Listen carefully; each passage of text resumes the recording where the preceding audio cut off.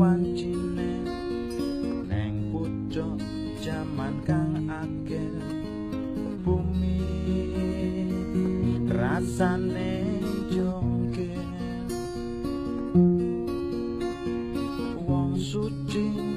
tambah suci wong ala tambah ndodro urip tansaya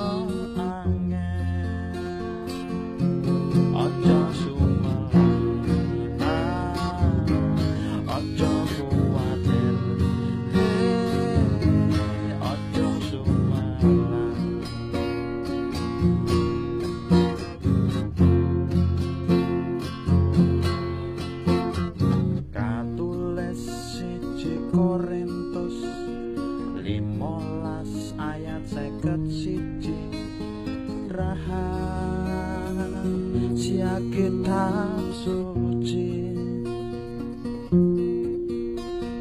yen mlebu jaman sangsara sedaya putrane Gusti ra ono kang bakal ojo sumelang ojo kuwatir ojo sumelang sautil rambutmu ra bakal jeblo nang lemah tanpa sainjine Gusti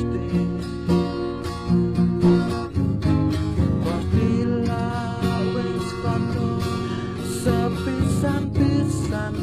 ra bakal aku ninggalne kowe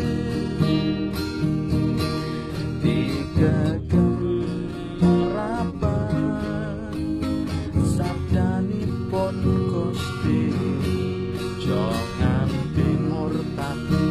lan ninggalne Gusti.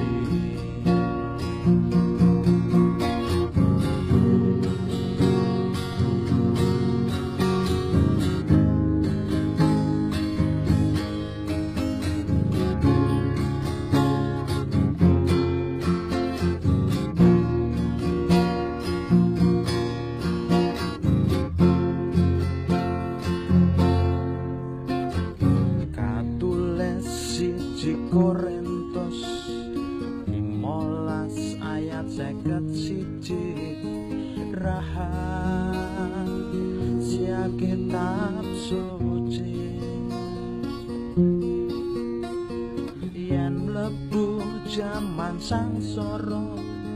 sedaya putrane Gusti